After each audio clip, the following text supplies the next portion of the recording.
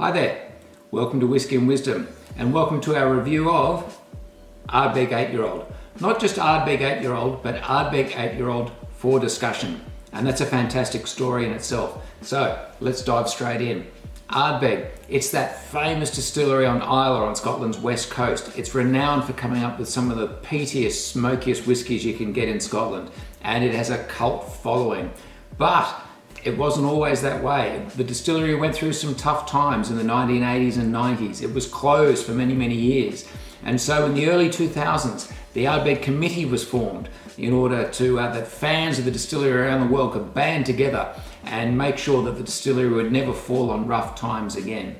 And if you're a member of the Ardbeg Committee, every now and then the distillery looks after you by putting out special members-only releases. And that's exactly what this one is. The Ardbeg 8-year-old for discussion is for Ardbeg Committee members to try something new and to discuss it. And the distillery would love us to give our thoughts back to the distillery and let them know what we think about it. I think it's a fantastic thing. Let's get stuck straight in without further ado.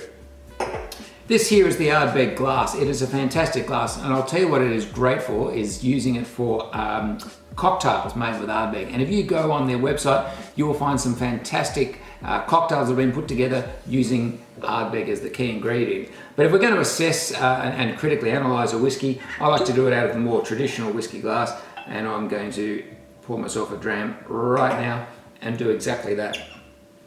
Now, here's where it gets really interesting. For most fans of Ardbeg, you'll be familiar with their 10-year-old. Their 10-year-old is renowned for being matured in casks that previously held bourbon, 100% ex-bourbon casks in fact, and that gives the 10-year-old a particular flavour profile.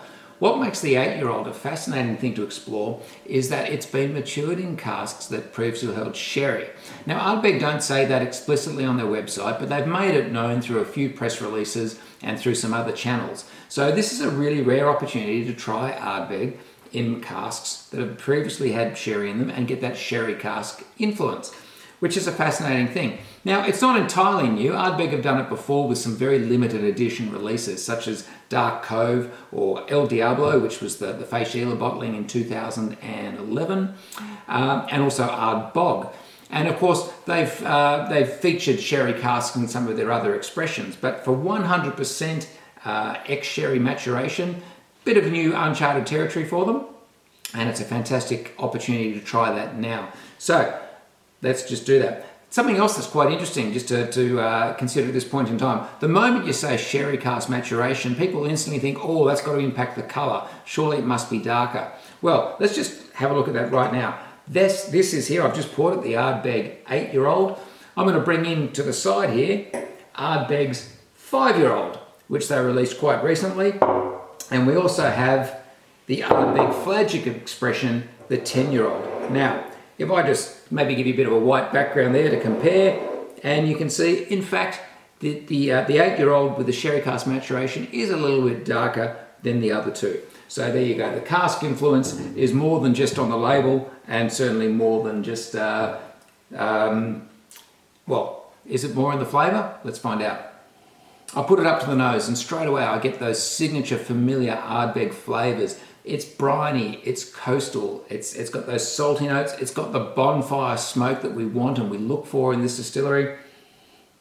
But it's complex. It's not just a one-dimensional smoke bomb. That'd be boring. That's not what Ardbeg are all about. Wow, let's have a taste.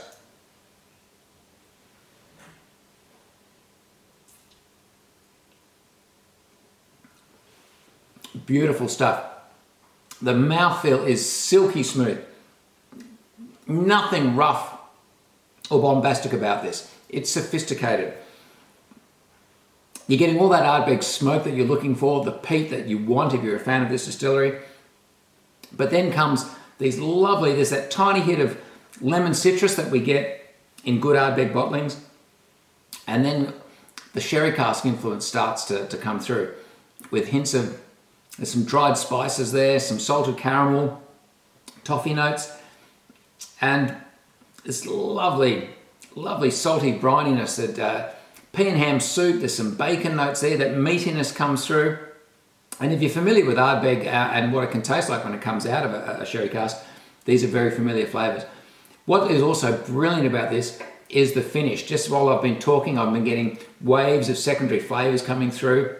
It's making my mouth salivate even more. There's nothing dry about this. It's not astringent. It doesn't turn bitter. It's a wonderfully continuous and consistent finish that is at all times equal sweetness, peatiness, smokiness, rich flavor. Very, very drinkable. I'll tell you what, folks, if we've been asked to discuss this, I will discuss this for a long time. That is a lovely drop. Now, they haven't said, and there's no inference whether this is going to become a permanent member of the Ardbeg stable, whether it's going to permanently appear as in their portfolio. Maybe that's the idea. Maybe that's why it's up for discussion. They'd like to hear our thoughts on that.